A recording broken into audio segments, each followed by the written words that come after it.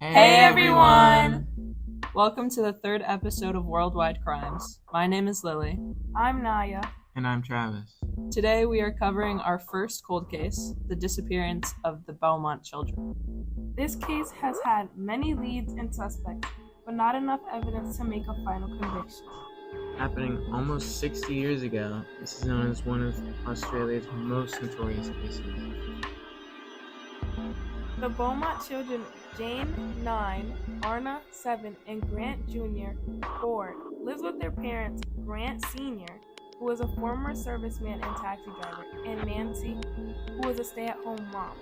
The family resided at 109 Harding Street, Somerton Park, South Australia. It wasn't uncommon to see the children at the beach by themselves. Their parents had taught them how to use the bus system when they couldn't bring them. Unfortunately, January 26, 1966 was the last day anyone had seen them. At 8:45 a.m., the kids catch the bus to the Gleno Beach. At 10:15 a.m., witnesses saw the kids swimming in the shallows. At 11 o'clock, witnesses also see the kids playing in the sprinklers. They also see a blond man watching them. At 10:15, the same witness sees the man now playing with the children. A different witness sees the man help the kids put shorts over their bathing suits. At 2 p.m., their mother gets worried they didn't take the 12 o'clock bus and had now missed the 2 o'clock bus. At 2:55, they are last spotted walking alone away from the beach on Jetty Road. At 5:30 p.m., the parents go to the police station and report the disappearance. No evidence from the investigation was released to the public, apart from eyewitness statements.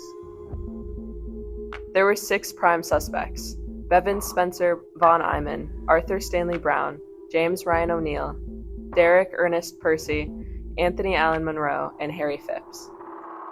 Out of these 6 suspects, the top suspect was Harry Phipps. Almost all of the suspects were charged with murder at some point, all except Anthony Monroe. He only fit the description given by an eyewitness. Harry's son accused him of physical and sexual abuse when he was a child. He also claimed to see the Beaumont children in his father's backyard on the day of their disappearance. No one else came forward to prove this claim. However, Rachel Vaughn claimed her father, Anthony Monroe, killed and disposed of the children. Vaughn makes this claim in a virtual meeting to raise awareness about child sexual abuse.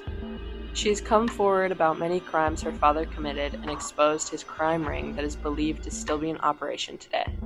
Because the disappearances happened in the 60s, it was harder to fully prove a claim like this. There were letters sent to the parents impersonating Jane and the kidnapper.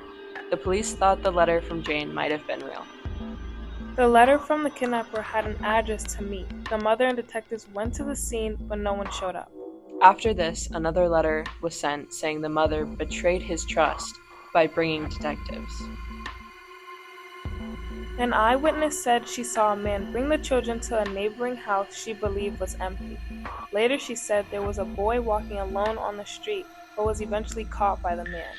The next morning, the house seemed deserted, and she never saw the kids or the man again.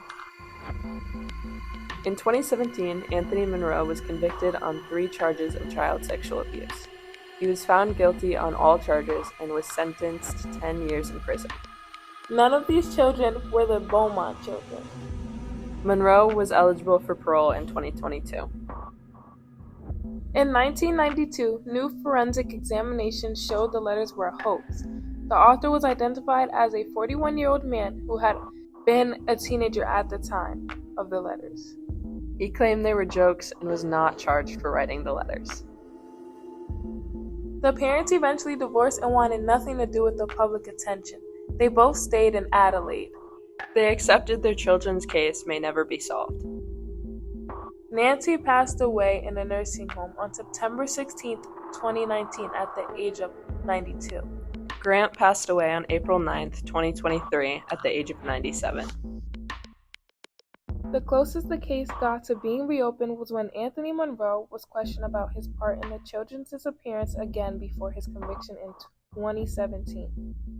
Still, Monroe denied the claims and only served his 10 years on the other charges. Other than that, the case remains a closed cold case. Thank you for listening to our podcast. We hope you enjoyed. The parents eventually divorced.